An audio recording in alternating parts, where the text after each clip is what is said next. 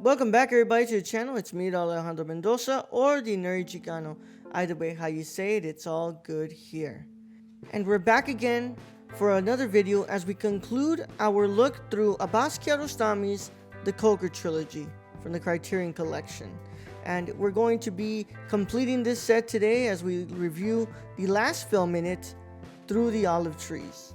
Last week we looked at the second film, Life and Nothing More, or as known as And Life Goes On. As well, we've talked about Where is the Friend's House, and today we're going to conclude it with this 1994 film from the Iranian auteur, Abbas Kiarostami. Of course, if you enjoy content like this about physical media and movie reviews and all that wonderful stuff, then go ahead and subscribe to this channel. Make sure that you click that notification bell when you subscribe so you don't miss a single piece of content that drops on this channel. Also, if you would not mind, please leave a like on this video as it helps out a lot too. And if you want to give us an extra helping hand here, then go ahead and pledge to the Patreon by going to patreon.com/thenerdchicano and checking out one of the tiers there if you want to get early access to videos like this or some exclusives like film essays. But enough of that, let's go ahead and go into today's video. Of course, before we can get into the actual review, let's go ahead and look at this nice little introduction from Criterion.com. So, this reads, Abbas Kiarostami takes meta-narrative gamesmanship to masterful new heights in the final installment of the Koker Trilogy. Unfolding behind the scenes of And Life Goes On, this film traces the complications that arise when the romantic misfortune of one of the actors, a young man who pines for the woman cast as his wife, even though in real life she will have nothing to do with him, creates turmoil on set and leaves the hapless director caught in the middle. An ineffably lovely, gentle human comedy steeped in the folk ways of Iranian village life, Through the Olive Trees peels away layer after layer of artifice as it investigates the elusive, alchemical relationship between cinema and reality. In the disc, we have a new 2K digital restoration with uncompressed modern Euro soundtrack on the Blu-ray, new interview with director Abbas Kiarostami's son, Ahmad Kiarostami, new conversation between scholar Jamshed Akami and critic Godfrey Cheshire, plus a new English subtitle translation. That's all that's included in this disc, and that is the final film in this set from the Criterion collection. So like Where is the Friend's House and Then Life Goes On, I've watched this film before. This would be my second time watching this film, and I've got to say that I have a better experience this time. The first time I watched it, I liked it a lot. I thought it was near perfect, but I thought that it was missing a bit of the stride that the other two films have that made it feel like more of a masterpiece than this film. But on a second watch and being able to really digest all three of these films together and dissect what Kiarostami is trying to say within his very complex films, I've got to say that Through the Olive Trees is one of the greatest films I've ever seen. Nobody does it quite like Abbas Kiarostami when he tries to blur the lines between fiction and reality. But in Through the Olive Trees, you really see it happen firsthand and how he's able to handle all of these things so perfectly well. I mean, we're really in the thick of it when you think about it, just about how, like, because we're in the middle of filming And Life Goes On, and we're kind of bystanders as we're looking at everything that In Life Goes On is going through, but at the same time we're concentrated more on the people down in the involved from the villages in this film, whereas in Life Goes On, I feel like we're examining the environment, the people, the relationships, and we're doing more of a character study within this film than a cultural study within And Life Goes On. That's what I think makes Through the Olive Trees so special. It has a great way of being able to talk about love, life, relationships, but keeps it mostly concentrated between people, not a culture overall, even though it does have a lot of discussion on Iranian culture. I love the film stock that was used to film this. The cinematography is masterful, especially, I mean, we cannot just not talk about the ending to this film. A cathartic ending in every sense of the word. It's unlike any ending I've ever seen in my life, yet it feels kind of familiar at times, because if you think about it, love truly is the one thing that binds us together as people. And things such as social class, wealth, status, and all these things that we've created through humanity, they separate us and they get in the way of us truly realizing that love is the only thing that connects us as human beings. And Kiarostami shows that.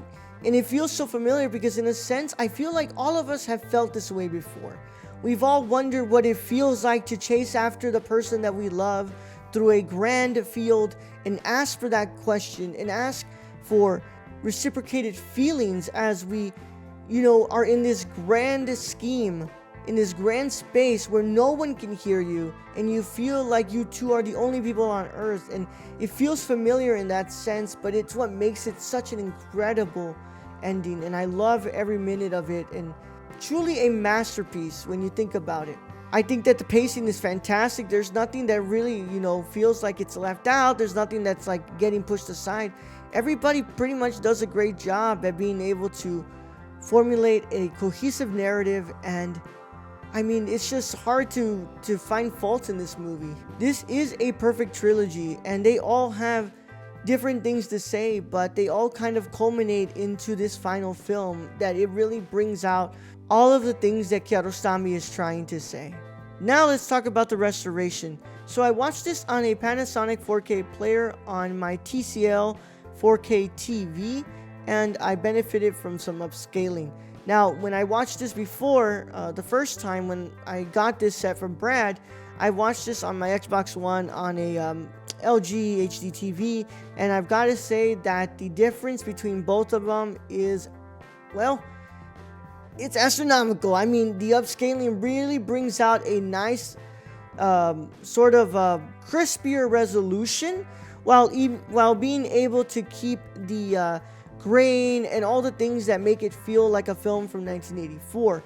I love the way that the colors register on this 2K digital restoration, and I love the way they look, especially the greens. I mean, they really pop on screen, but are able to still feel a bit muted, as Kiarostami's films kind of seem to have a bit of a muted color palette, and I'm not sure if that's because of the type of film stock that he used.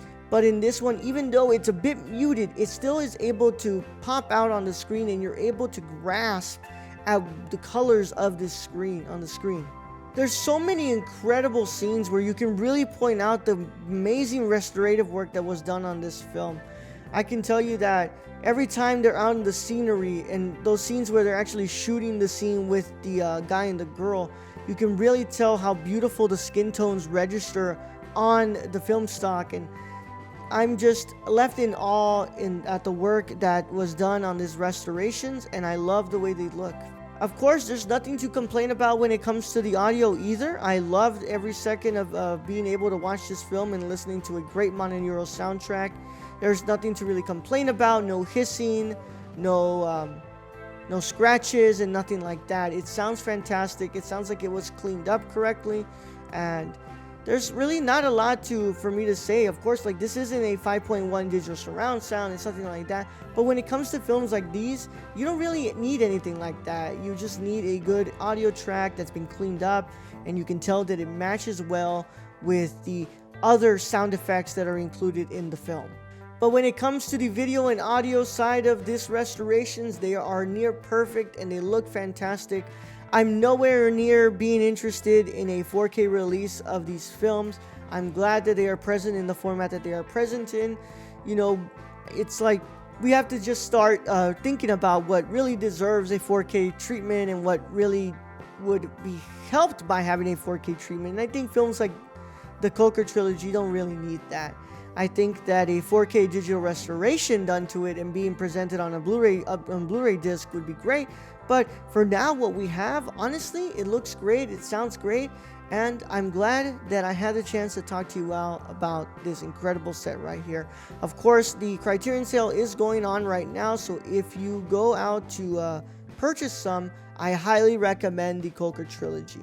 So, without further ado, let's go ahead and look at our new set that we will be starting next week. And this one is not a Criterion, because our next set is a set from Arrow Video, as we look at Lies and Deceit, 5 films from French New Wave director Claude Chabrol. I'm not sure how to say that. I'm not French. I don't speak French, but these are 5 films on Blu-ray, and we're going to be taking a look at them in the coming weeks. So get ready, y'all. I'm excited. I've never seen a film from Claude Chabrol, but we are going to go ahead and start next week with Cop Alvin, Police on Cop Alvin, Poulet au Vinaigre.